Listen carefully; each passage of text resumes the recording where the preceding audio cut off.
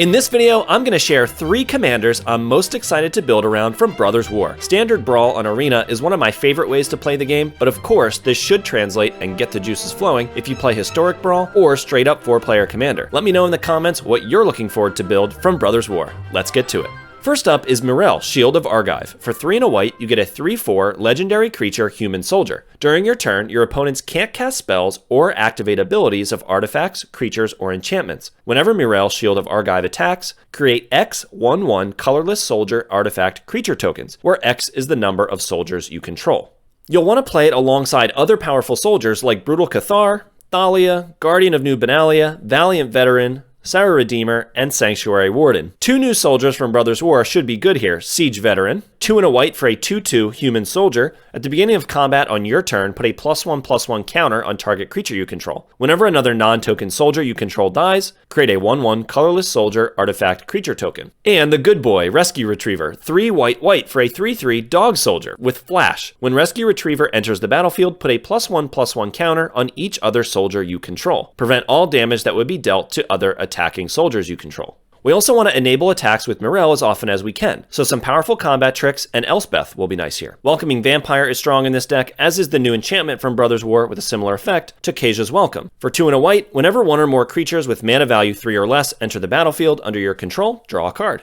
This ability triggers only once each turn. After we go wide, we can pump our team with Intrepid Adversary, Wedding Announcement, and a new enchantment, In the Trenches. For 1 white, you get an enchantment, creatures you control get +1/+1. Pay 5 and a white, exile target non-land permanent you don't control until In the Trenches leaves the battlefield, activate only as a sorcery, and only once. I left links to a sample deck list in the description along with the other 2 decks I'm about to cover. And if you'd like to see some gameplay with these commanders before spending any wildcards, subscribe to the channel. I'll be posting gameplay with all 3 commanders featured here over the coming weeks. So up next is Gix, Yawgmoth Praetor. For 1 black, we get a 3/3 legendary creature, Phyrexian Praetor. Whenever a creature deals combat damage to one of your opponents, its controller may pay 1 life. If they do, they draw a card. Essentially, whenever one of your creatures deals combat damage, you pay a life and draw a card. It also has an activated ability for 4 black, discard X cards, exile the top X cards of target opponent's library. You may play lands and cast spells from among cards exiled this way without paying their mana costs. Gix encourages you to be aggressive with cards like Evolved Sleeper, Blade of the Oni, Tenacious Underdog, and the powerful new 2-drop from Brothers War,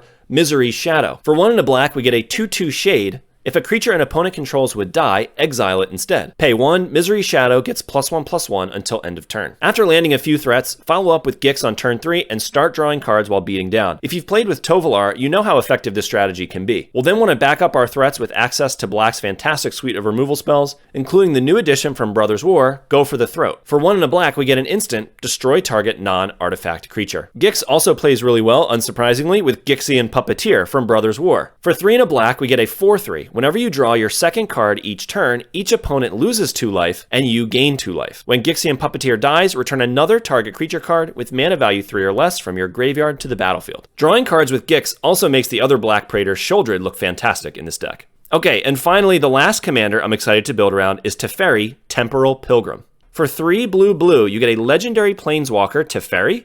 Starts with 4 loyalty. Whenever you draw a card, put a loyalty counter on Teferi, Temporal Pilgrim. His first activated ability allows you to draw a card, which again would put a counter on him. -2, create a 2/2 blue spirit creature token with vigilance, and whenever you draw a card, put a +1/+1 counter on this creature. Then his -12, target opponent chooses a permanent they control and returns it to its owner's hand.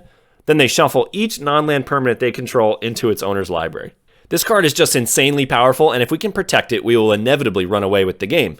We'll play lots of artifact ramp like Arcane Signet and the Celestis, cheap counters like Wash Away and Essence Scatter, bounce with either Channeler and Consuming Tide, then slam Teferi when it's safe and activate his -2 to get a Spirit in play. Then we'll draw tons of cards either by activating Teferi or with cards like Silver Scrutiny, all the while buffing the spirits that Teferi generates.